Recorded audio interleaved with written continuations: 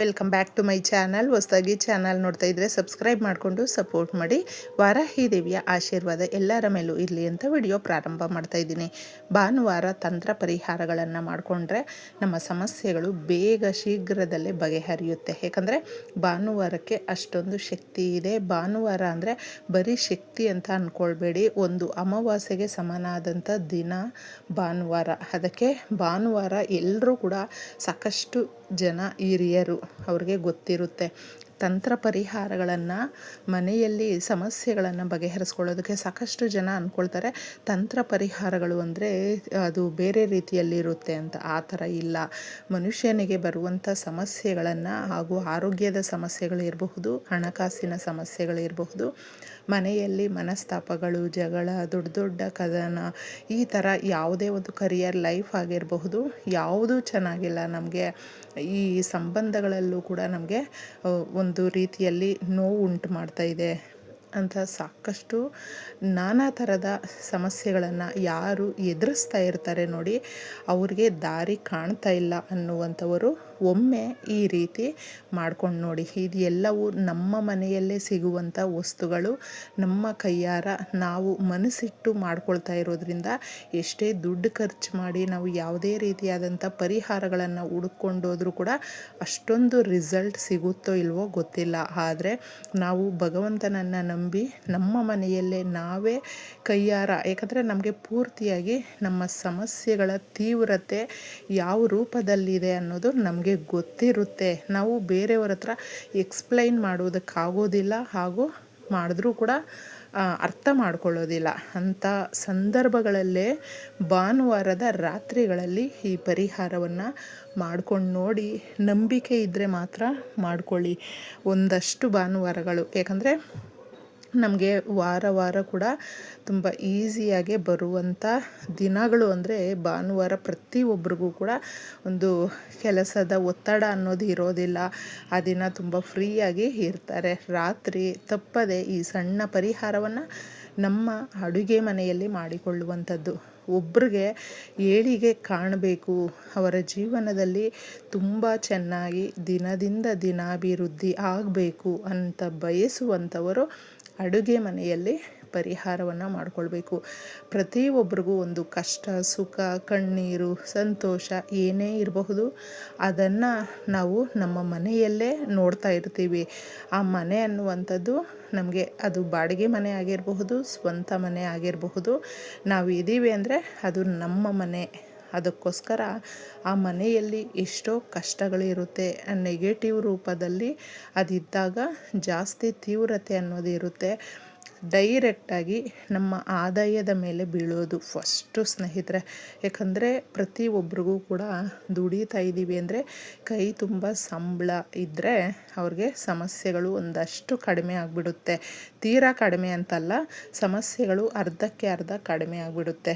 ಆಗ ಹಣಕಾಸು ಅನ್ನುವಂಥದ್ದು ನಮಗೆ ಜಾಸ್ತಿ ಬರಬೇಕು, ಆದಾಯದ ಮಾರ್ಗಗಳು ತೆರೆದುಕೊಳ್ಬೇಕು, ಶಕ್ತಿ ಅನ್ನೋದು ಬರಬೇಕು. ದುಡಿತೀವಿ, ವಿದ್ಯಾವಂತರು, ಬುದ್ಧಿವಂತರು, ನಮಗೆ ಕೆಲಸ ಸಿಕ್ಬಿಡುತ್ತೆ ಅಂತ ನಾವು ತುಂಬಾ ನಂಬಿಕೆ ಇರುತ್ತೆ. ಆದರೆ ಎಷ್ಟೋ ಜನಕ್ಕೆ ಕೆಲಸಗಳೇ ಸಿಗೋದಿಲ್ಲ.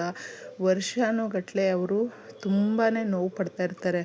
ಎಷ್ಟೊಂದು ದುಡ್ಡು ಖರ್ಚು ಮಾಡಿ ಓದಿಸಿರ್ತೀವಿ, ಮಕ್ಕಳಿಗೆ ಕೆಲಸ ಇರೋದಿಲ್ಲ, ಮತ್ತು ಅವರು ಒಂದು ದಾರಿನಲ್ಲಿ ಗಟ್ಟಿಯಾಗಿ ನಿಂತ್ಕೊಳ್ಳೋದಕ್ಕಾಗೋದಿಲ್ಲ ಅಂತ ಹೇಳ್ತಾರೆ. ಅಂತಹವರು ಎಲ್ಲರೂ ಕೂಡ ಸ್ನೇಹಿತರೆ, ಬರೀ ಕೆಲಸಕ್ಕೆ ಅಂತಲ್ಲ, ನಮ್ಮ ಮನೆಯಲ್ಲಿ ನಾವೆಲ್ಲರೂ ಕೂಡ ಚೆನ್ನಾಗಿರಬೇಕು ಅಂತ ಬಯಸುವಂಥವರು ಫಸ್ಟ್ ಈ ಪರಿಹಾರವನ್ನು ಮಾಡ್ಕೊಳ್ಳಿ. ಇದಕ್ಕೆ ಗಾಜಿನ ಲೋಟ, ಶುದ್ಧವಾಗಿರುವಂಥ ನೀರು ಇರಬೇಕು. ನಮಗೆ ಮುಖ್ಯವಾಗಿ ನೀರು ನಾವು ಯಾಕೆ ತಗೊಳ್ತೀವಿ, ಪಂಚಭೂತಗಳಲ್ಲಿ ಒಂದು ನೀರು.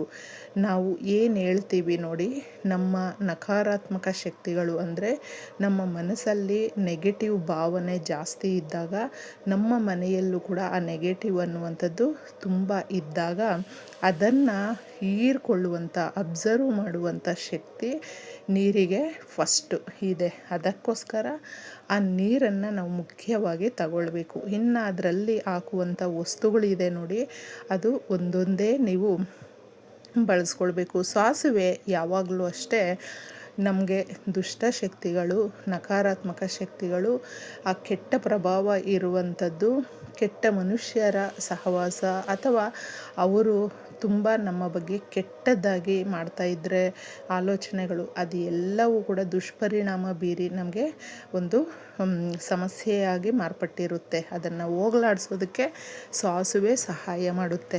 ಲಕ್ಷ್ಮೀ ದೇವಿಯ ಅನುಗ್ರಹ ಬೇಕೇ ಬೇಕು. ಅದಕ್ಕೋಸ್ಕರ ಸಂಪತ್ತನ್ನು ಗಳಿಸ್ಕೊಳ್ಳೋದಕ್ಕೆ ಕೊಬ್ಬರಿ ಎಣ್ಣೆಯನ್ನು ಸ್ವಲ್ಪ ಹಾಕಿ, ಇನ್ನು ನಾವು ನಮ್ಮ ಮನೆಯಲ್ಲಿ ಇರುವಂಥ ನಕಾರಾತ್ಮಕ ಶಕ್ತಿಯನ್ನು ಹೋಗಲಾಡಿಸೋದಕ್ಕೆ ಕಲ್ಲುಪ್ಪನ್ನು ತಗೊಳ್ಬೇಕು. ರಾಕ್ ಸಾಲ್ಟ್ ಸ್ವಲ್ಪ ತಗೊಳ್ಬೇಕು.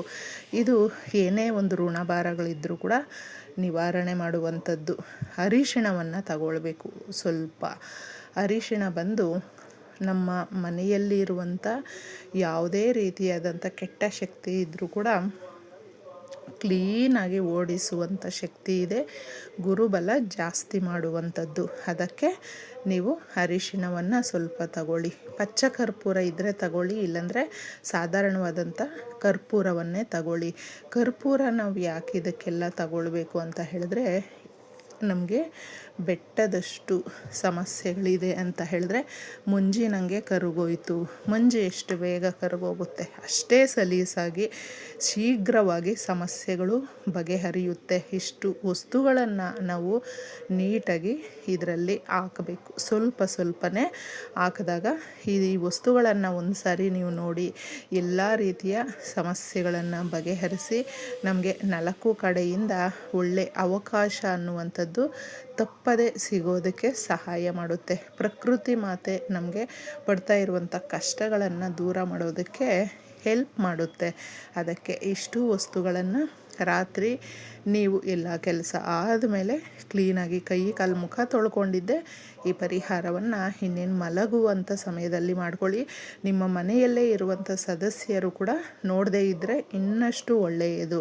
ಯಾಕಂದರೆ ಹೆಣ್ಮಕ್ಳು ಆ ಮನೆಯ ಒಂದು ಪ್ರಾಬ್ಲಮ್ಸನ್ನು ಅರ್ಥ ಮಾಡ್ಕೊಂಡಿರ್ತಾರೆ. ಅದನ್ನು ನಿವಾರಣೆ ಮಾಡ್ಕೊಳ್ಳೋದಕ್ಕೆ ಈ ಥರ ಮಾಡಿ ನೀಟಾಗಿ ನಿಮ್ಮ ಅಡುಗೆ ಮನೆಯಲ್ಲಿ ಒಂದು ಕಡೆ ಇದನ್ನು ಇಡಿ.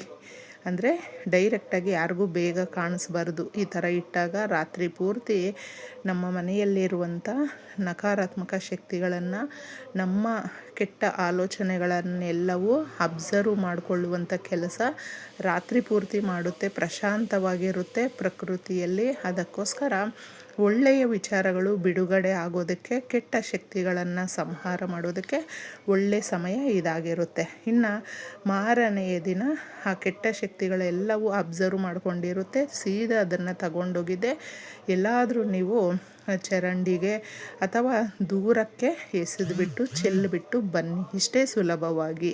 ಎಲ್ರಿಗೂ